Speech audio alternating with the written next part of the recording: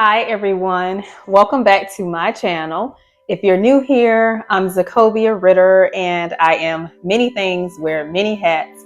But what probably brought you to this video is the fact that I am a breast cancer survivor. And so today's video, I wanted to talk about kind of what's going on with our executive branch and how these decisions may affect us as breast cancer survivors and even those who may not be diagnosed yet but may unfortunately get a future diagnosis. And so with that being said, let's dive in.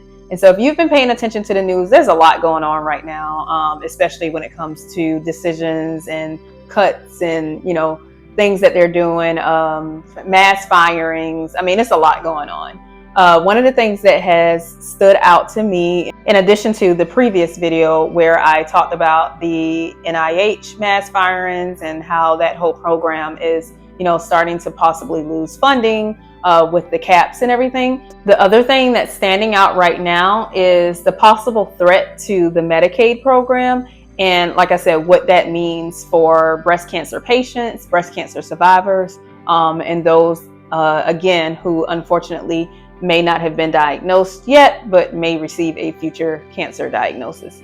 So on February 26th, the House of Representatives proposed a budget resolution that could lead to $880 billion in federal cuts to spending as it relates to Medicaid over the next 10 years. This means that the program will be drastically reduced, and this could keep millions of Americans from getting the care that they need in the years ahead. Now, I know I've heard where, the executive branch wants to extend, the power back to the states as it relates to Medicaid, because each state has its own Medicaid program. And although that may sound like a good idea, the problem with that is the fact that most of the funding for the Medicaid program actually doesn't come from your individualized state. It actually comes from the federal government. So what that basically means is, the federal government contributes most of the funding for the program. And it was estimated in 2023 that about 69% of that funding came from the federal government. And so, yes, it sounds like a great idea with the government handing it back over to the states. But if the majority of the funding comes from the federal government and they cut or drastically reduce what that funding amount is, then how is each state going to support the needs of the program, the needs of the Americans that are depending on this program to help them? So those changes could force states to trim their Medicaid program, which in turn would mean that they would cover fewer medical expenses. They may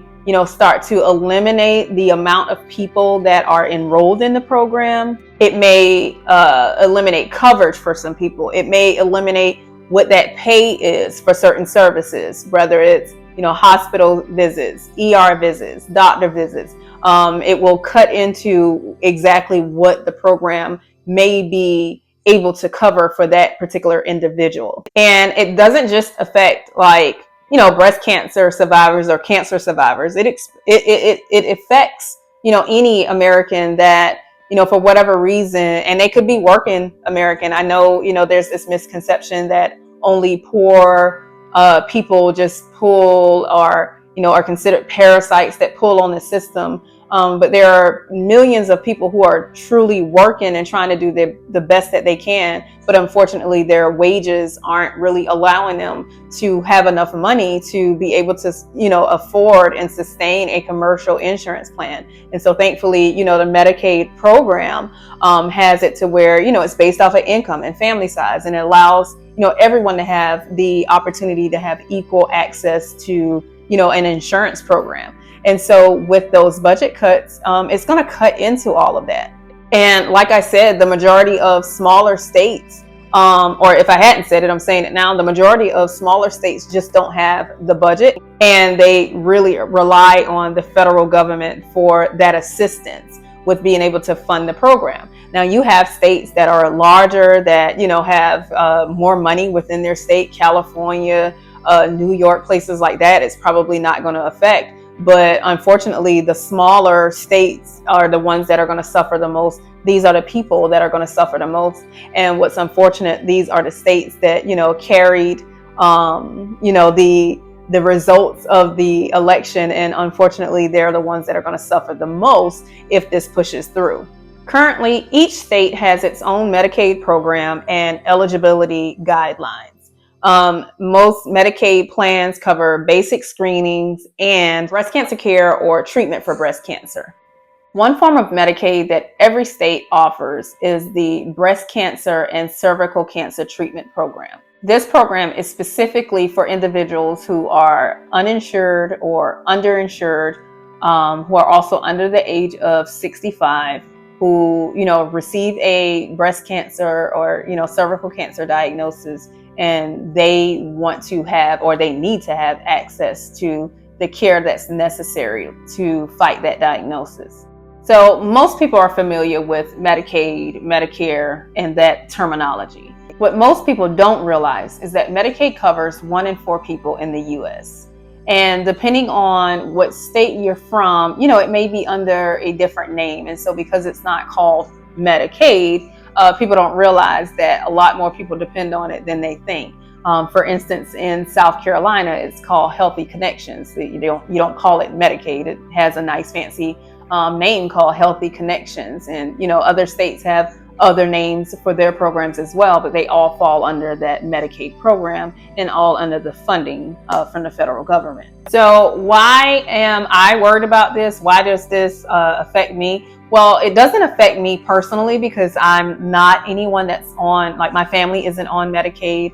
I'm not on Medicaid, and I wasn't when I was going through my breast cancer treatment, my breast cancer journey. And so it doesn't personally affect me, but it affects, anyone that I know that may be going through a breast cancer journey that does depend on Medicaid, and ultimately what that means for their care. And so if funding is reduced, that means that the level of care, the timeliness of care, all of that is going to affect the breast cancer treatment outcome for that individual. And so no, although it may not affect me personally, my heart goes out to anyone who received that diagnosis. And so, I want everyone to have equal access to the care that they need to be able to, have to be able to have a great outcome when it comes to it, because early intervention, early care, early detection, all of that makes a difference when it comes to breast cancer care. And so we don't want changes or delays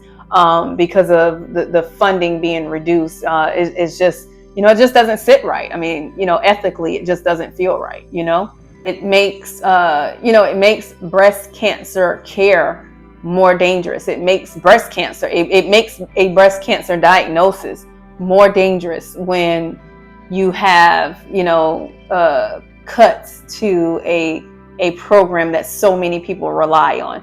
So many people rely on, Medicaid for their care because no one, unless you've gone through it, you have no idea how expensive it is to treat a cancer diagnosis, not just breast cancer, but any particular type of cancer. And unfortunately, a lot of people will delay, seeking care. They will delay treatment because that's what they're afraid of. They're afraid of the cost. They're afraid of, having that cost as a burden on their family. And so a lot of times they will, hold off on going to the doctor, take longer to go to the doctor because of that fear of what things cost. And when you add on the extra burden of, now having, being approved for Medicaid, but Medicaid is going to cover this and not cover that, then it's going to, it's going to force people to make decisions that's not in the best interest of their life, that's not in the best interest of their treatment plan, that's not in the best interest of, their care and their overall ability to overcome the diagnosis. This in particular, we all hear about the health disparities, especially in the Black and, African American community. But even in the Hispanic community, a lot of our cultures and beliefs and, just the way that we do things is so similar. And so, these are the women that tend to, like I said, delay the idea of going to a doctor because they don't want to put that burden on their family. And ultimately, these are the women that tend to have the worst outcomes when it comes to equal access to care, when it comes to early access to care, and just, overall how they're treated and what they receive. And so with all of that being said, since the program came out, the breast and cervical cancer program came out, it has been a good thing. Research has shown that both Black and Hispanic women have had better outcomes since this program was established, because now we have removed that fear of the financial burden, and now it's given them the courage to go to the doctor sooner, because they're not worried about $1,000 bill, thousands and $1,000 bills that will stack up, and how are they going to feed their family and take care of their family if they're worried about how to pay for these bills. And so research has shown that because of the breast and cervical cancer treatment program, these women in particular, the women who again have the worst outcome, or have the history of having the worst outcome when it comes to a breast cancer diagnosis, since the program was adopted, they are actually doing better. The results are showing that they're living longer. They're surviving, breast cancer diagnoses and cervical cancer diagnosis, because they're getting care earlier. They're getting treatment earlier. And so we've removed that fear, and now we have early equal access to care. And so it just, again, it's just an ethical thing when you think about it. When we expand access to care in each state to women who, are in the groups that are affected with the worst outcomes, and they have better survival rates, that's a win. Who doesn't want that as a win? We know that, breast cancer, a cancer diagnosis, I say it all the time, breast cancer is an equal opportunity offender. But when it comes down to treatment and care, for the longest that was not equal. And so, that breast and cervical cancer treatment program has made a difference. It's made a huge difference. And, we really have to fight for it. I know that President Trump has said he's not going to touch Social Security. He's not going to touch Medicaid, Medicare. But y'all pay attention. Look at what's happening. He's saying this, but the actions are speaking louder than others. They are literally, like, almost every day in these congressional meetings and these long meetings, trying to figure out how, especially the Republicans are trying to figure out how they can get this thing passed. And they're receiving the opposition, but, unfortunately, they control the House. And so it's going to take you guys being able to speak up as their constituents, and speak up and reach out to them and tell them how important it is for your family, how important it is for your region, for your state, for your area, to have the necessary funds to be able to support the Medicaid program. Again, it sounds all sweet, give it back to the states, but that's not the case when it comes to funding. And so, yes, we're going to give it back to the states, but then we're going to take that money and we're going to roll it into the huge tax cuts that we give the billionaires. That doesn't help the regular average person, because everybody's not a billionaire. Everybody's not worth millions of dollars. The average person is barely getting by day to day, and they require these services. They require Social Security, which that's not given. You actually have to work to be able to be eligible to receive Social Security at a certain age. You can't even get, I can't even get Social Security right now, and I've been working since I was a teenager. And so it's a lot. I try not to get too heated in a conversation about it. But again, these are things that people depend on when they, reach a certain point in life, whether it's a cancer diagnosis or you're just getting older and you need to retire. These are services that I feel like everyone should have access to. And it's not a parasitic type program. Now, whether or not there are things that could use some improvements, absolutely. I don't think it's any system that's out there that's perfect. Everything probably needs improvement. There probably is some wasteful spending in it, but just because there's some wasteful spending doesn't mean that we totally gut the whole program and say, all the other, however many millions of Americans that are depending on the program, oh well for them. That's not right. It's just not ethically right. We can't do it that way. You got to find another way to figure out how to audit these programs and see where the problem is without cutting the program to everyone. Adjustments, yes, let's make those. But complete elimination, Absolutely not. And saying that we're going to do it over 10 years doesn't make it any better. That's affecting kids. That's affecting kids, babies that ain't even born yet.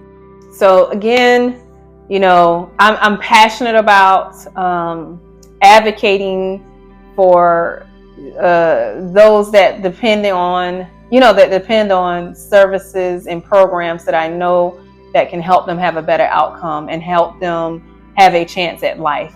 And so again, even though I wasn't personally on Medicaid, I wasn't someone that, I'm not someone that is personally affected by the idea of Medicaid going away, or at least right now. But again, we don't know what the future holds. And that should be how everyone kind of thinks about it. Like, you can't be so focused on how perfect or how, controlled your situation may seem right now, because things can change just like that. When someone receives a breast cancer diagnosis, their life, the trajectory of their life changes just like that. Their perception of life changes just like that. And so things literally can happen at the snap of a finger. And so we all need to be concerned, and we all need to be willing to help our brothers and our sisters that need us, that need services, and we need to protect those services. So, again, this video is really just to bring awareness to a situation that I don't want to really get pushed under the rug. Whether or not, it blows up and it gets into the eyes of millions of people, I don't know if it's going to do that or not. But if it reaches a few people who are not afraid to speak up and, stand up to their representatives for their state, and vouch for what they need, then that means more than anything. So again, don't be afraid to speak up and speak out. You cannot sit back and just allow this to happen. You see a lot of town hall meetings happening right now. There's a lot of phone calls and emails going out to these representatives. You have to speak up and speak out. You have to protect the Medicaid program for people who need it now, people that are dependent on it now, and those who may need it in the future.